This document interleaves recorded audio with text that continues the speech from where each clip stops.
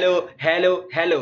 Bangladesh TCB circus board থেকে আমি বলতাছি। আমি বাংলাদেশ ক্রিকেট টিমের নতুন একটা নাম দিছি। Bangladesh TCB circus board. মানে ওই টিসিবি আছে না অল্প কিছু টাকায় চাউল ডাইল দেয় টেরা কি করিয়া? TCB circus board. ভাই বাংলাদেশ ক্রিকেটের মধ্যে এত সার্কাস চলতেছে কা?